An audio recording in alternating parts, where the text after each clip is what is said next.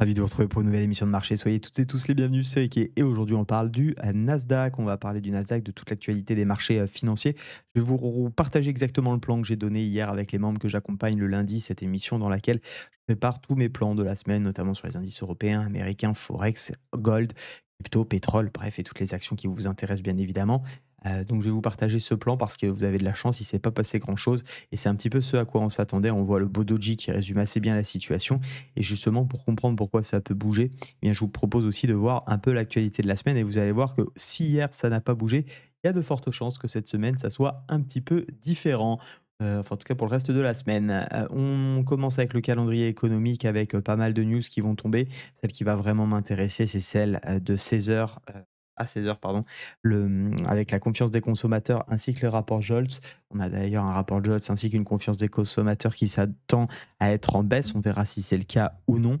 Pourquoi c'est important? Parce que ça impacte bien évidemment la réflexion et la prise de décision à venir concernant la Fed.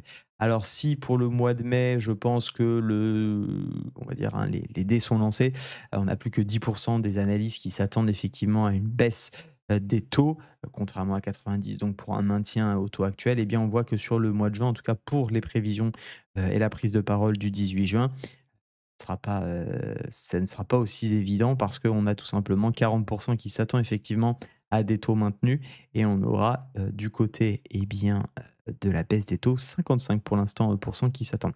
Alors, il faut quand même voir quelque chose ici. Vous avez, l'historique. On voit que ça baisse, de manière assez continue. Il y a un mois, on était à 65. Il y a une semaine, on était à 63. Il y a hier, la veille, on était à 57 et aujourd'hui, on est à 54. Donc est-ce que cette news va venir rassurer les marchés? On verra. C'est aussi que Trump a une certaine influence dessus, à suivre donc, mais bien évidemment, c'est aussi ce qui peut amener de la volatilité sur les marchés. Concernant, le calendrier économique, car oui, on va pas s'ennuyer aujourd'hui et d'ailleurs dans les prochains jours. Je l'avais partagé, sur, Twitter, mais également sur, enfin sur X, mais également sur mon canal Telegram. Vous retrouvez ici toutes les publications d'entreprises.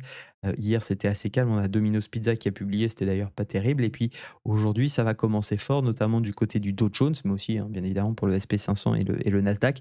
On a Visa, on a PayPal, on a Starbucks, on a Coca-Cola, on a Booking et on a notamment Shopify pour, les plus connus ainsi que Pfizer et à partir de demain et notamment jeudi, regardez ce qui nous attend: Microsoft, Meta, Qualcomm et on a jeudi Eli Lilly, Amazon, Apple, notamment McDonald's, Airbnb, bref, il y a du lourd qui nous attend. Vendredi, ça sera plus calme. Jeudi, c'est férié en France, mais les marchés restent ouverts américains, j'entends. En Europe, globalement, tout est fermé, mais en tout cas du côté US, ça sera ouvert, donc vous pouvez bien évidemment prendre part, au trading. Donc, je vous mettais un petit peu les publications qu'on a aujourd'hui. Du côté de la France, on aura aujourd'hui Amundi, Capgemini, Valeo.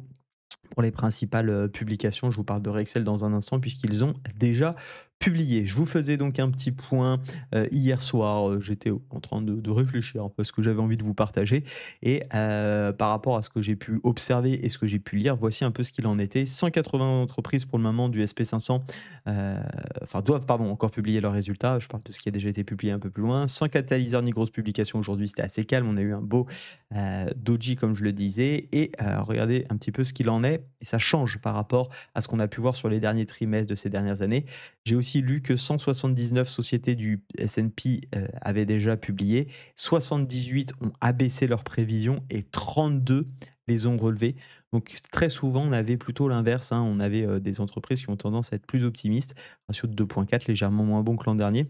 Aujourd'hui, le S&P 500 reste encore à 10 de ses plus hauts de février et les investisseurs restent donc très sensibles au moindre signal et on va le voir par rapport à la configuration qu'on a. Alors aujourd'hui, on va parler du Nasdaq, mais vous allez voir qu'on le retrouve assez bien également sur le S&P 500.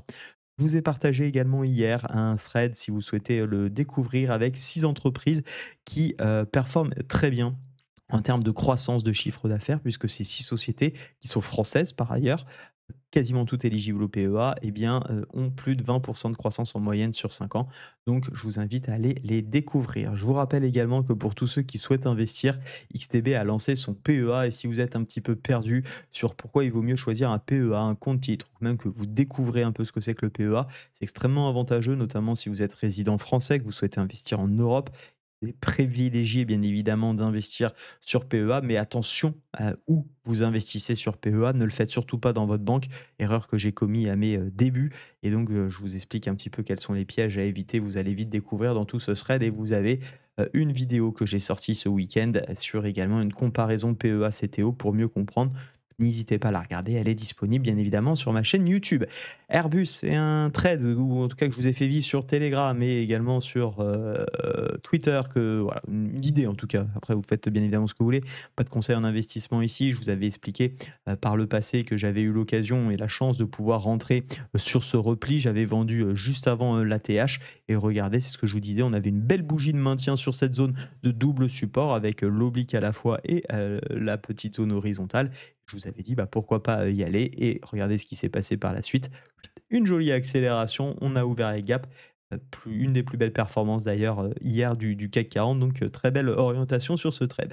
Concernant Valourec, pour les amateurs du titre, eh bien, il y a une très bonne nouvelle puisqu'il y a un gros contrat qui a été remporté. Je vous ai mis le lien vers l'article et je vous rappelle qu'il y a une vidéo explicative de cette société si celle-ci vous intéresse.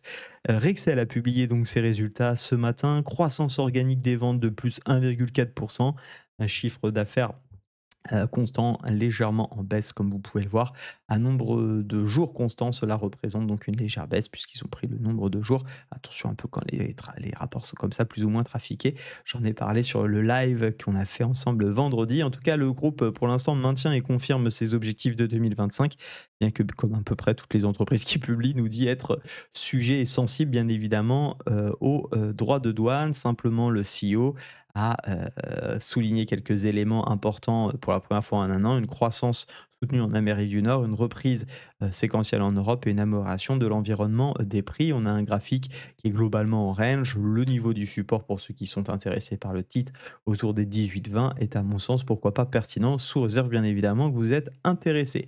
MMT, qui est ni plus ni moins que Métropole TV, et pour parler encore de manière plus simple, M6, a publié également ses résultats. On a un chiffre d'affaires qui est en baisse et pour ma part, eh bien, on reste dans un secteur qui ne m'intéresse pas, tout comme TF1 ou autre, pour une raison qui est extrêmement simple. Ça va au-delà de tout ce que j'ai pu vous mettre dans ce rapport, parce que là, je me suis plutôt orienté sur l'économie. Vous me direz d'ailleurs ce que vous en pensez, mais qui aujourd'hui regarde encore la télé? Et quand bien même si vous regardez la télé, est-ce que vous la regardez autant qu'il y a encore peut-être quelques années? Je ne sais pas vous, pour ma part, c'est le cas. Alors bien évidemment, je ne vais pas me résumer à moi, mais quand je parle avec mon entourage, quand je regarde un petit peu les gens, bah, finalement, on a beaucoup plus de personnes qui aujourd'hui délaissent la télé. J'ai de plus en plus d'amis qui n'ont pas de télé parce que simplement, ils se concentrent aujourd'hui sur des rétroprojecteurs à regarder Netflix. Et quand on compare effectivement la croissance, alors c'est un peu extrapoler la chose, mais la croissance d'un titre comme Netflix et aussi par rapport aux chaînes télévisées, notamment, je vais plus connaître les titres français comme TF1 ou M6, bah, on s'aperçoit finalement que c'est assez représentatif de la situation. Je pense que le streaming est beaucoup plus porteur aujourd'hui à l'avenir que les chaînes télévisées. Il y a de moins en moins de personnes intéressées par la télé. Donc, des titres qui effectivement performent moins et j'irai pas forcément, me positionner dans un titre où la croissance est en baisse et dans un secteur qui plus est, qui ne m'intéresse pas particulièrement et sur lequel j'ai assez peu de croyances. On termine juste la partie analyse ici avant de passer sur celle du Nasdaq, plutôt la revue des nouvelles. Sur le Bitcoin, je vous ai fait vivre un peu l'évolution aussi, de Bitcoin et ce matin, la question que je pose, c'est est-ce que vous pensez qu'il va casser les 0,618 pour aller chercher donc le dernier ATH, aller chercher les 110 ou alors c'était un faux rebond que ce canal baissier qui était plutôt un canal de correction ne portera pas ses fruits et donc on replongera vers les 75 voire plus si affinité.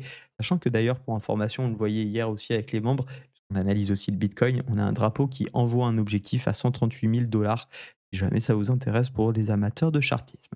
Voilà un petit peu du côté de l'actualité des marchés financiers. Je vous propose de revenir sur donc le Nasdaq qui, vous le voyez, est toujours dans ce mouvement correctif en weekly que je considère encore baissier, mais on n'est plus loin de changer de fusil d'épaule de mon côté. Malgré tout, j'ai un biais baissier, hein. Je ne peux pas m'empêcher de l'avoir, peut-être à tort.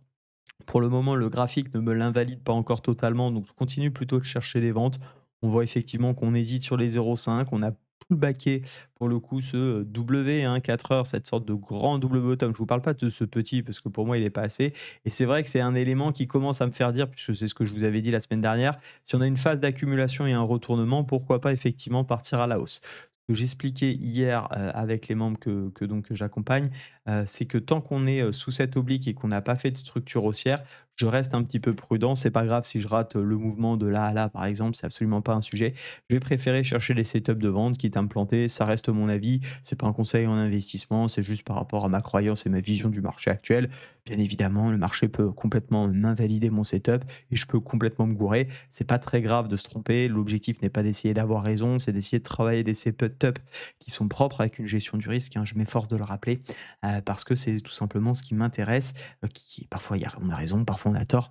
Et justement, cette gestion du risque et ce money management nous permet eh bien de, quand on a tort, couper ses pertes relativement rapidement, et en tout cas avec une gestion du risque appropriée surtout. Et quand on a raison, de venir à la fois combler les pertes et puis dégager bien évidemment des profits. Donc mon plan pour ma part, c'est toujours d'essayer de vendre jusqu'à la zone des 0,618, les 20 000.